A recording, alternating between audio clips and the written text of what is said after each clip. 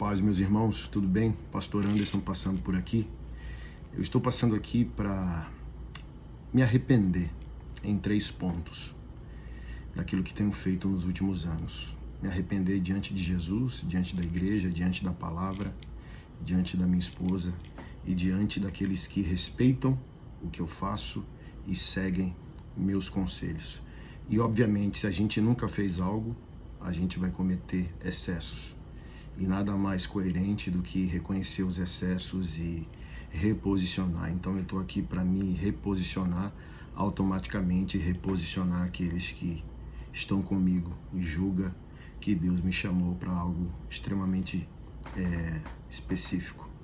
Meu primeiro arrependimento nos últimos anos eu tenho confrontado muito a questão da imoralidade sexual dos pastores, mas eu faço isso principalmente pela questão dos abusos sexuais, os crimes que são cometidos no ambiente religioso evangélico. Eu já expliquei isso várias vezes, mas quem está me seguindo recentemente, eu preciso posicionar.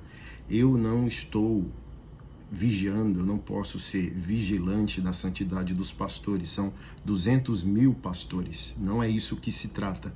Eu tenho um projeto, está no Instagram, @nossashistoriascuram, onde nós defendemos vítimas de crime sexual no ambiente religioso. Nós já apoiamos várias vítimas e já conseguimos ajudar a sentenciar por volta de uns 10 pastores. Se trata disso. Por que a rota de colisão com a imoralidade dos pastores? Porque são os pastores que cometem imoralidade sexual que protegem os abusadores. O motivo não sei qual é, mas isso foi um fato e por isso eu confrontei. E do que eu estou arrependido? Em muitos confrontos eu não deixei claro a minha disponibilidade de dialogar. Eu estou fazendo isso por amor ao macro, por amor à casa, por amor ao propósito e não por amor simplesmente a indivíduos. Quem errou tem que arcar com as consequências e pagar seu boleto. Mas eu não sou um gangsta, só tenho um cara de. Eu nasci de novo, eu amo Jesus, eu amo sua santa palavra e eu amo a igreja. Então eu quero dizer para os pastores que estão arrependidos: malandro, eu quero longe de mim, mas você está arrependido? Acertei um soco na sua cara mesmo de longe? Eu quero dizer a você que eu estou disponível a você, eu estou disponível à sua restauração, eu estou disponível à comunhão com você, desde que você seja homem para arcar com as consequências daquilo que você fez. Então eu preciso me arrepender de que, quando subir o tom de voz e automaticamente a minha imagem,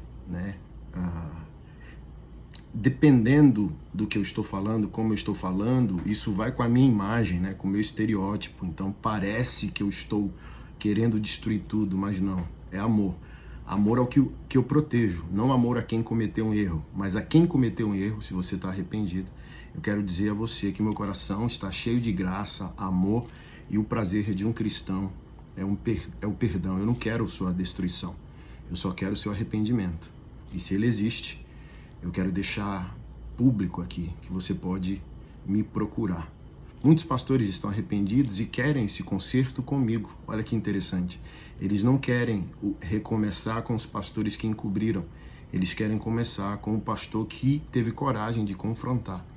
Então, conte comigo para a sua restauração. Eu estou aqui. Pode me procurar e eu vou acompanhar você, ombrear com você e ajudá-lo na restauração da sua vida, da sua família, da sua caminhada e do seu ministério, ok? O segundo ponto eu quero me arrepender da questão política. Fui candidato também, não digo que não serei. Perguntaram hoje para mim no Instagram: se as políticas públicas sobre o autismo não avançarem até 2026, bem provavelmente eu me apresente como pré-candidato a deputado na minha região, estadual, não a nível federal. Mas eu quero me arrepender da bolsonarização do meu ministério. Eu alertei sobre isso, eu preguei sobre isso. Eu expliquei muitas vezes: eu sou bolsonarista, mas não sou bolsominion. Na verdade, eu também já falei isso: eu não sou bem visto pela direita nem pela esquerda em seus extremos. para conservadores, eu sou barbudo demais, rock and roll demais, tatuado demais, humanista demais e com muitos projetos sociais para ser de direita. Para a esquerda, eu sou um traidor, porque tem um cara de progressista, né? Por ter esse estereótipo, fã de rap, morei em favela até os meus 18 anos.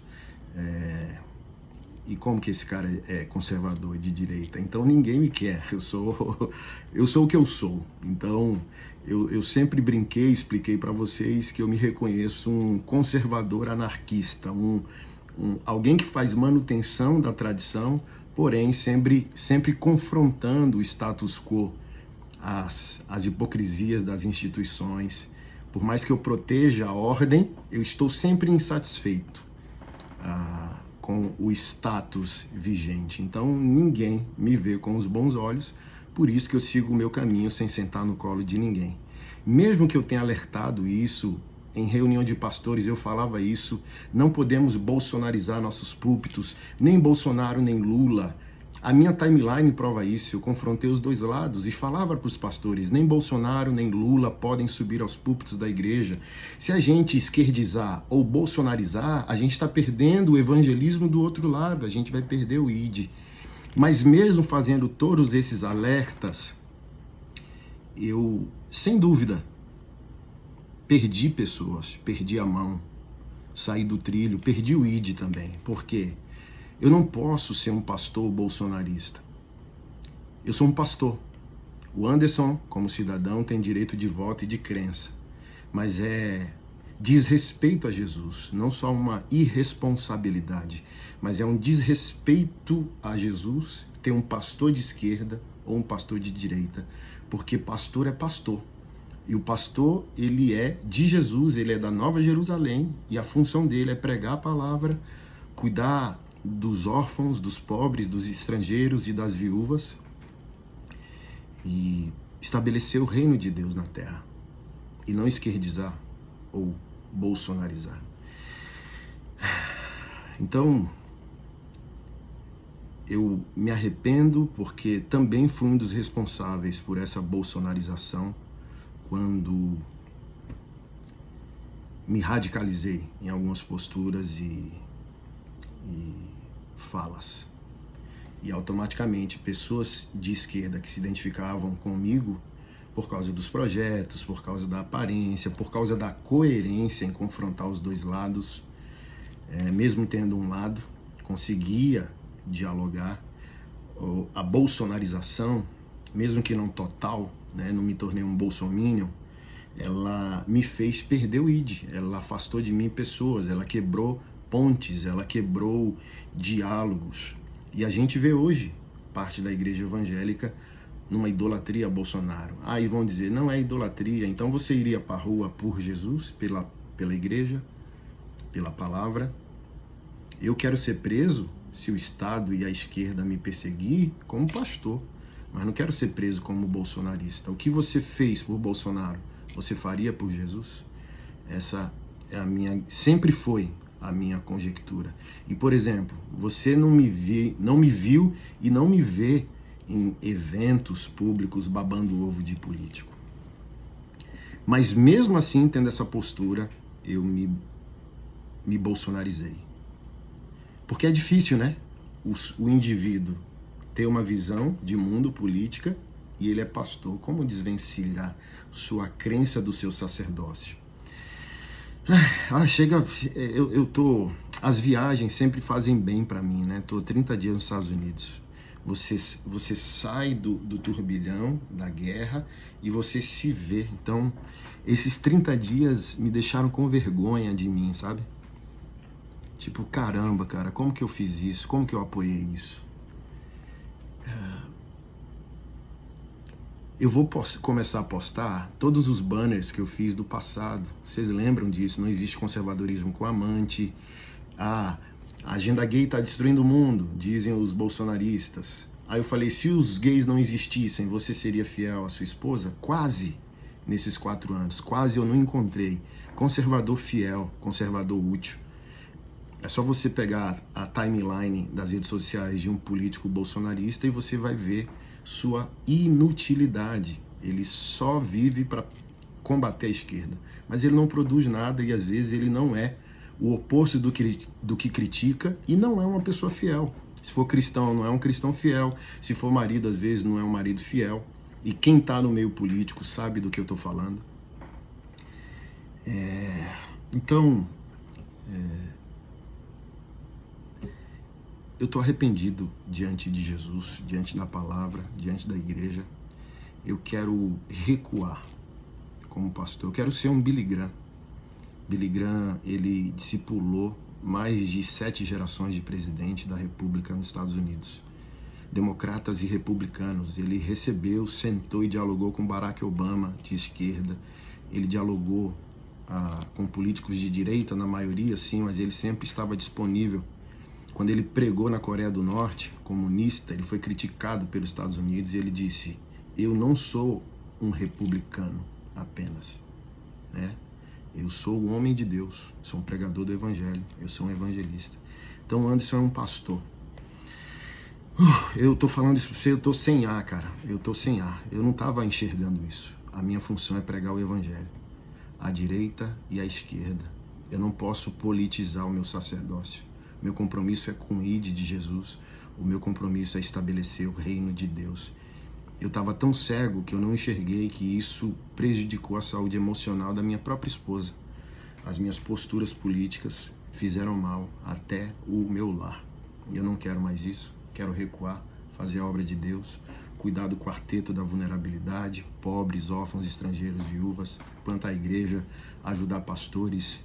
Estou começando um abrigo para recuperar pastores em depressão. É isso que eu quero fazer. Não quero encher minha cabeça com um jogo político que não leva ninguém a lugar nenhum.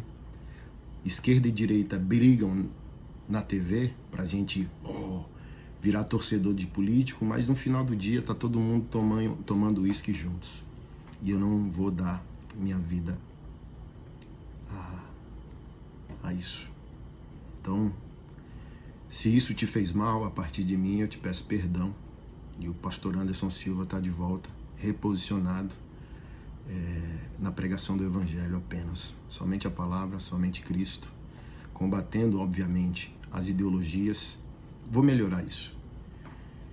A minha postura política só será vista quando as ideologias, à direita e à esquerda, tocarem minha fé, a igreja do Senhor e a palavra. Aí eu falo sobre o assunto. Agora, a minha fala política jamais, a partir de hoje, terá contorno de direita ou de esquerda.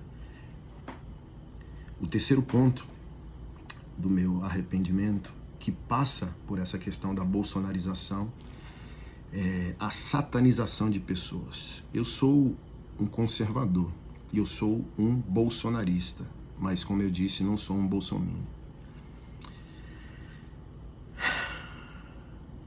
Mas como eu fiz esse trajeto, me fez quebrar o diálogo da evangelização e o diálogo com pessoas extraordinárias de esquerda, que em nome de uma estética conservadora, eu não fiz nenhuma questão de manter vínculos com essas pessoas. Mesmo elas tendo caráter, mesmo elas não sendo a favor de toda a pauta de esquerda, ideologicamente falando, que são contra os nossos valores. E por aí vai. Então, se você é progressista, se vê à esquerda e respeitava meu ministério, achava coerente minha fala, admirava ou queria apoiar os nossos projetos, e em nome da minha polarização política, eu te feri, eu quero te pedir perdão e eu quero dizer a você que eu estou extremamente disponível a pregar o evangelho para você, disponível a ouvir pelos seus olhos o que você pensa sobre a fé, sobre o mundo, sobre política. Então eu não quero bloquear ou impedir o diálogo com você porque você é de esquerda e eu sou individualmente de direita. Então eu quero tirar esse direitismo, esse bolsonarismo do meu pastoreio. É o Anderson Silva que é de direita, não é o pastor Anderson Silva. O pastor não pode ser de direita, ele é um pastor, ele tem que estar disponível. E eu estou disponível a pessoas de direita e a pessoas de esquerda como sacerdote religioso. como pastor, e eu nunca mais vou misturar as coisas, porque além de estar arrependido pela palavra e por Jesus, eu não quero causar danos à minha própria esposa, que não concorda com a postura do pastor Anderson Silva. Ela ama o marido, mas para ela o pastor está errado, porque a missão do pastor é salvar vidas. Olha só. E, por exemplo, isso levou o impulso no podcast, né, que abriu um inquérito da Presidência da República contra mim. Até isso nos Estados Unidos eu ponderei, porque eu é Salmos capítulo 3, que se dane, que se exploda. Eu citei um versículo que está na Bíblia, ok? A Constituição respalda a minha fala. Mas, assim como eu achei desnecessário o dia 25 nas ruas, olhando por esse ângulo, é desnecessário a fala do versículo do capítulo 3 de Salmos, por causa do contexto sensível que a gente se encontra, com gente maluca à direita e à esquerda. Do tipo assim, é o líder do país, goste dele ou não, concorde com ele ou não, ele está como autoridade constituída, mesmo que você respeite isso ou não. E, como eu disse, né, qualquer coisa que eu falo, na carranca que eu tenho, tem tons, pode ter tons e interpretações das mais variadas e mais desastrosas. Então, no bom senso, e uma pessoa que se preocupa de fato com o país, é desnecessário aquela fala, porque acabaram de abrir com a facada o ex-presidente. Então tem gente maluca por aí. E tem gente financiada por aí, à direita e à esquerda. Então, uma fala complexa num momento socialmente sensível, juridicamente instável. Então, quando eu recomendei irmãos não irem para o dia 25, há uma instabilidade jurídica, cara, do tipo, me aponte a pessoa e eu, o judiciário, né? E eu legislo. Eu crio o crime. Então, do tipo, você, num momento social sensível como esse, você quer se expor a isso mesmo? Expor sua família a isso?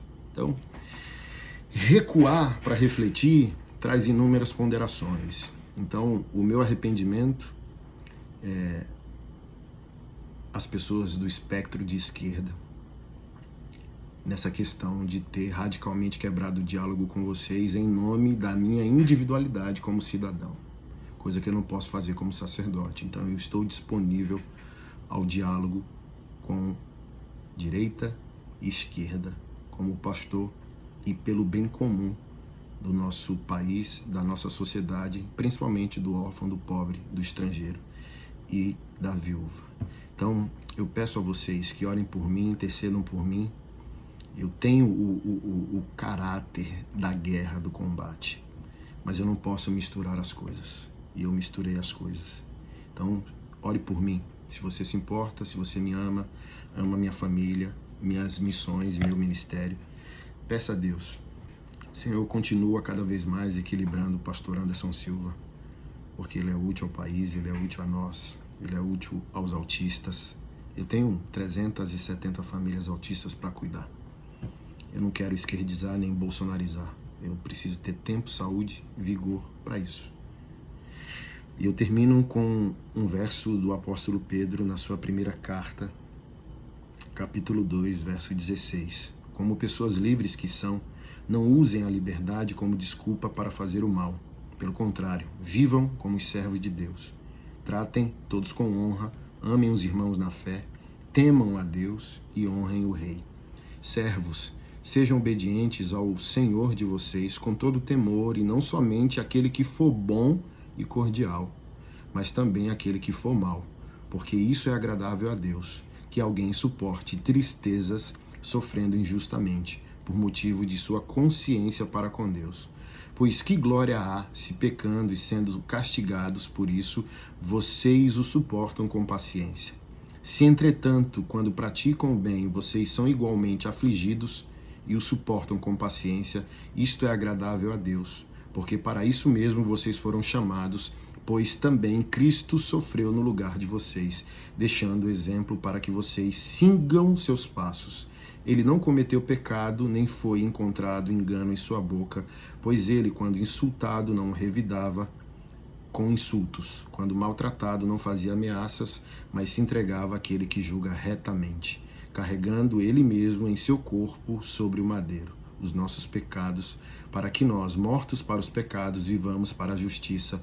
Pelas feridas dele, vocês foram sarados, porque vocês estavam desgarrados como ovelhas, agora, porém, se convertam ao pastor e bispo da alma de vocês. Deus abençoe a todos e, resumindo, a nossa missão não é fazer política partidária. Isso não há base em Jesus e não há base nos apóstolos. Nossa missão é pregar o Evangelho. Tocar a política, sim, de maneira apartidária, porque políticos não podem ter torcedores e nem idólatras. Políticos são servidores públicos.